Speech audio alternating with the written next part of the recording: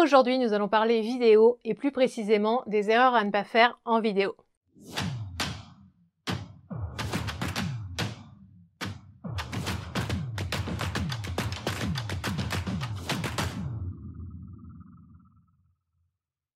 Bonjour, je suis Mélanie Roussel, styliste et photographe culinaire, aussi connue sous le pseudo Les Recettes de Mélanie.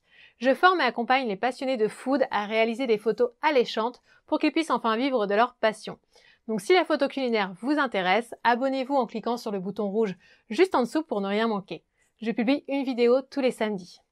Et avant de passer au sujet de la vidéo, sachez que vous pouvez télécharger mon guide gratuit sur le matériel en photo culinaire en cliquant sur le lien sous cette vidéo. Aujourd'hui, impossible de ne pas s'intéresser à la vidéo.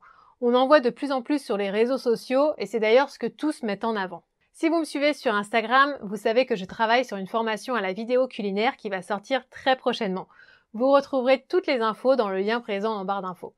Je voulais vous donner un petit aperçu en vous donnant les erreurs à ne pas faire en vidéo. C'est parti! Si vous avez commencé à vous intéresser à la vidéo et peut-être même à en faire, il se peut que vous ayez déjà fait ces erreurs car bon nombre de débutants passent par là. Et pour tout vous dire, je suis moi-même passée par là à mes débuts. Erreur numéro 1, faire des vidéos trop longues. De nos jours, tout va de plus en plus vite et notre attention est de plus en plus courte.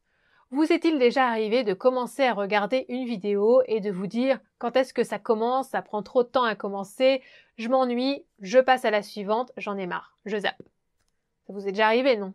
Le format court de vidéos comme les Reels ou les Shorts sont des vidéos qui durent 1 minute à 1 minute 30 maximum et c'est ce qui cartonne en ce moment.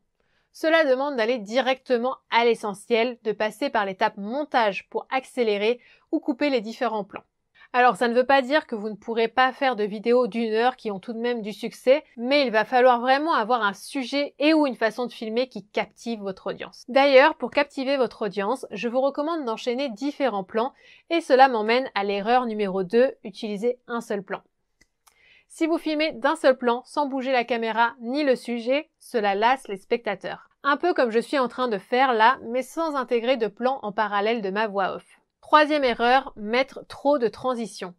Les transitions, c'est ce type d'effet par exemple.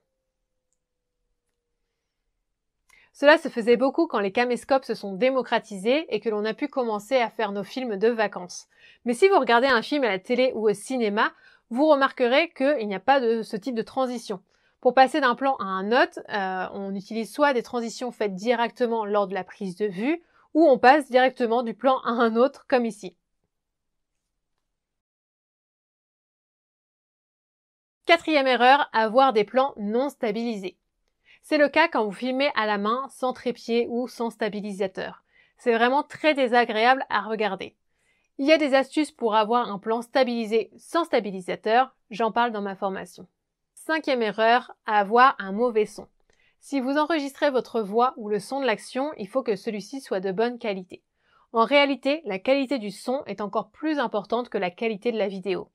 On peut regarder une vidéo avec une bonne qualité de son et une qualité vidéo passable, mais l'inverse est rarement vrai. Donc enlevez tous les bruits ambiants lors du montage et utilisez un micro ou un enregistreur en fonction du résultat souhaité. Voilà pour les erreurs à éviter en vidéo. Si vous en voyez d'autres, indiquez-les dans les commentaires. N'oubliez pas, vous pouvez télécharger gratuitement mon guide sur le matériel en photo culinaire en cliquant sur le lien dans la barre d'infos. Si vous avez aimé cette vidéo, je vous invite à la partager, à me mettre un petit commentaire et un pouce en l'air. Cela m'aide énormément et je vous retrouve samedi prochain.